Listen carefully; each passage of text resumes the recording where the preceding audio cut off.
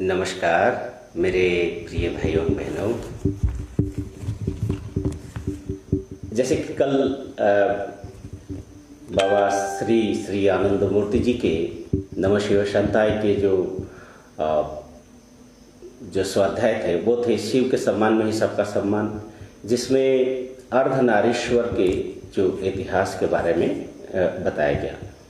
और आज ये बताना पसंद करेंगे कि आज हम लोग जो भी देवी देवताओं को जानते हैं उनके साथ संबंध शिव का क्या है, भगवान शिव के साथ कौन कौन अन्य लोग थे इतिहास में, क्योंकि पौराणिक चर्चा अलग है और जो दार्शनिक और ऐतिहासिक तथ्य बिल्कुल अलग है।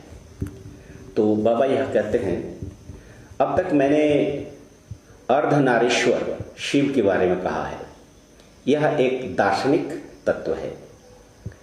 अब शिव के साथ संबंधियों के संपर्क में एक एक करके बताऊंगा।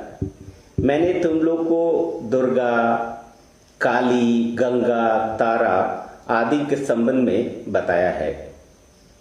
अब लक्ष्मी के संबंध में बताऊंगा। पुराण की कथा के अनुसार जब देवासुर समुद्र मंथन कर रहे थे, उस समय समुद्र से बहुत ही कीमती वस्तुएं मिली थी। उनमें रावत, पारिजात, वृक्ष, अमृत इत्यादि अनेक वस्तुएं थी। उनमें बहुमूल्य भी थी वो क्या? लक्ष्मी। समुद्र मंथन के समय लक्ष्मी समुद्र से निकली। पुराण की कथा के अनुसार उनका विवाह नारायण के साथ हुआ था। इससे एक बात स्पष्ट हो जाती है कि लक्ष्मी शिव की पुत्री नहीं है, वे समुद्र मंथन से निकले हैं। फिर पुराण में सागर मंथन की जो कथा है वह शिव के समय के 5,500 वर्ष उपरांत की कथा है। देखिए, यही सब सोचने की बात है। लोग कहते हैं जो लक्ष्मी है शिव की बेटी है, किंतु ये जो देवासुर संग्राम शिव के 5,000 वर्ष की पौराणिक कथाएं हैं और उनका जन्म हुआ था समुद्र मंथन से, तो फिर शिव की बेटी कैसे हुई? इस तरह उस युक्ति के आधार पर भी वे शिव की कन्या नहीं है। समुद्र मंथन की कथा में शिव को भी खींचा गया है, पर सागर मंथन के कुछ काल बाद द्वितीयतः लक्ष्मी के संबंध में कहा गया है कि एक बार जब श्री कृष्ण अपनी राजधानी द्वारका में अनुपस्थित थे, उस समय, यह भी पुराण की ही कथा है, नरकासुर नामक एक असुर ने, बाबा यहां कहते हैं पहले ही कहा जा चुका है कि असुर कोई भयंकर जीव नहीं होते थे, वे भी एक प्रकार के मनुष्य हैं, एक जनगोष्ठी के लोग हैं जिनका आदिवास असीरिया में थे। जिसे लोग असुर कहते हैं वो लोग भी मनुष्य ही हैं जो असीरिया के रहने वाले थे। बाद में सिदियन नाम का जो एक विशेष जाति भारत में भी है, सिथियन जिसको बोलते हैं या सिदियन बोलते हैं, भारत के बाहर भी है। वो सिदियन जाति असुरों की ही एक गोष्ठी कहकर मानी जाती थी। सिदियन लोगों का रंग मटमैला होता है, ऊंचाई थोड़ी कम होती है, आकृति में वे हृष्ट पृष्ठ होते हैं। वो भी असुरों की एक प्रजाति है। माने असुर का मतलब यह राक्षस नहीं, असुर का मतलब है असीरियन अर्थात सिदियन। यह याद रखना है वे शुद्ध असुर नहीं वरन एक प्रजाति है, वो भी मनुष्य ही है। द्वारका पर आक्रमण किया। उस समय कृष्ण थे। उनकी पत्नी सत्यभामा ने नरकासुर के विरुद्ध संग्राम किया था तथा उसका वध कर दिया था। जिस दिन उन्होंने असुर का वध किया था उस दिन थी कृष्ण चतुर्दशी, अर्थात सत्यभामा ने जब नरकासुर का वध किया तो उस समय कौन थे? चतुर्दशी की तिथि। असुर की मृत्यु होने के बाद कारण उस दिन समस्त द्वारिका वासियों ने चतुर्दश प्रदीपों से समस्त नगरी को आलोकमय बना दिया। उस तिथि को आज भी पश्चिम भारत में नरक चतुर्दशी कहकर माना जाता है। पश्चिम भारत में उसको नरक चतुर्दशी बनाया था। उसी दिन को पूर्वी भारत में चतुर्दशी कहकर पुकारा जाता है। उसके दूसरे दिन पूर्वी भारत में श्यामा पूजा की जाती है। श्यामा के समय जैसा क्रोनोलॉजी देखें, इतिहास देखें कि किस तरह से पौराणिक कथाएं मनुष्य सत्य मानकर उसके पश्चात धावन करना शुरू कर दिए, इसके पीछे पीछे भागना शुरू कर दिए, जो आज विकृत रूप में एक बड़ा विचित्र अवस्था में पहुंची है।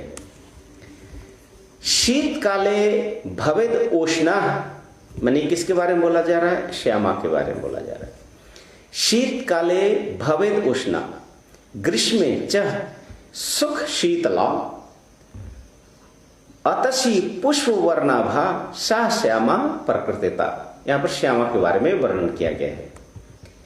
किंतु द्वारिका में उसके दूसरे दिन लोगों ने बहुत उत्सव मनाया था। खाना पीना, पटाखे छोड़ना, संध्या बेला में अनंत रात के 8 बजे समय प्रदोष करते समय लोगों ने सत्यभामा देवी की पूजा की थी। सत्यभामा देवी की पूजा की थी जो श्री कृष्ण के ऐतिहासिक पत्नी थी, जिन्होंने द्वारका पर आक्रमण किए उस नरकासुर का वध किया था। यहाँ पर लक्ष्मी या श्यामा कहाँ से आ गई?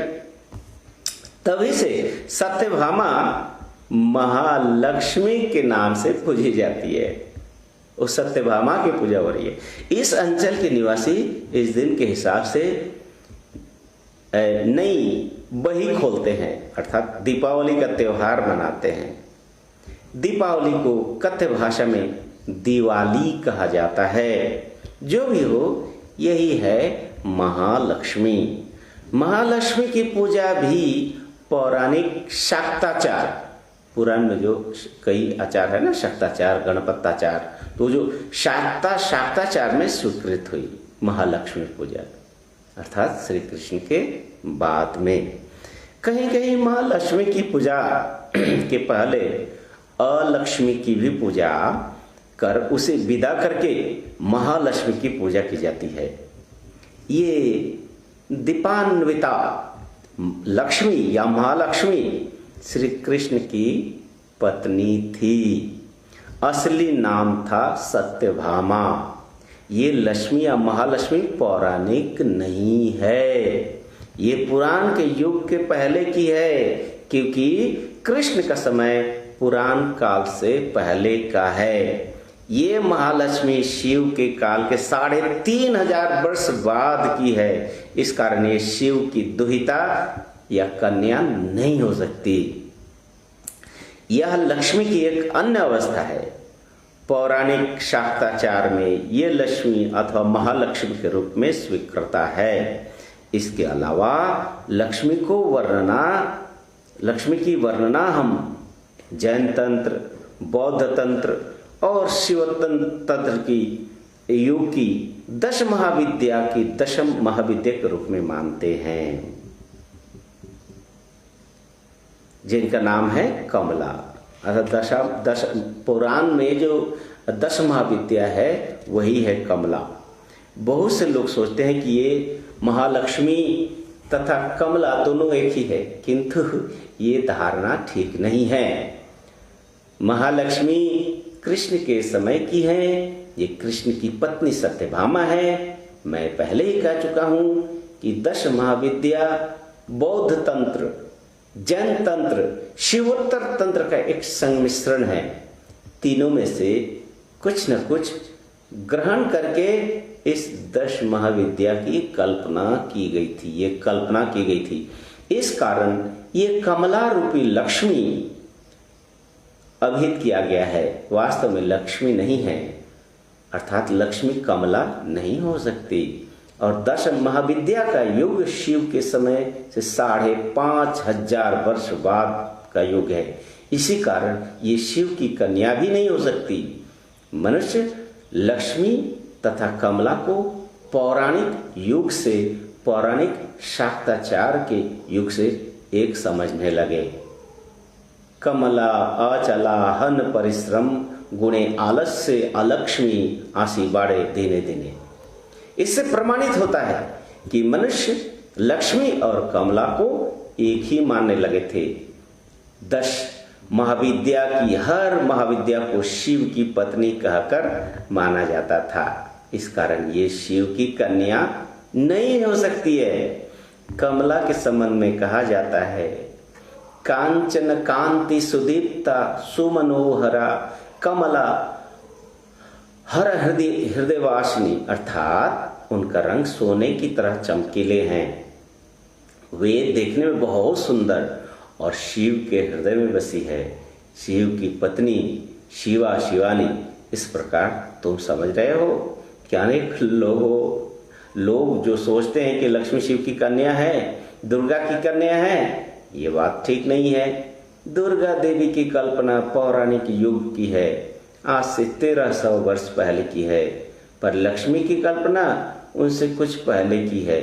महालक्ष्मी 3,500 वर्ष पहले और अनुमानतः 2,500 वर्ष पहले की है। इस प्रकार किसी भी प्रकार से लक्ष्मी शिव या दुर्गा का कन्या नहीं है। दुर्गा के साथ तो शिव का किसी प्रकार का संपर्क नहीं है, क्योंकि दुर्गा विचार शिव के 5,500 वर्ष बाद का है। इसके अलावा हम एक अन्य लौकिक देवी लक्ष्मी को पाते हैं। वे न तो कृष्ण की पत्नी है और न ही सत्यभामा। वे 10 महाविद्या की कमला भी नहीं है और न ही पौराणिक कथा में वर्णित समुद्र मंथन से प्राप्त लक्ष्मी, जो कि नारायण की पत्नी है, वो है लौकिक देवी लक्ष्मी।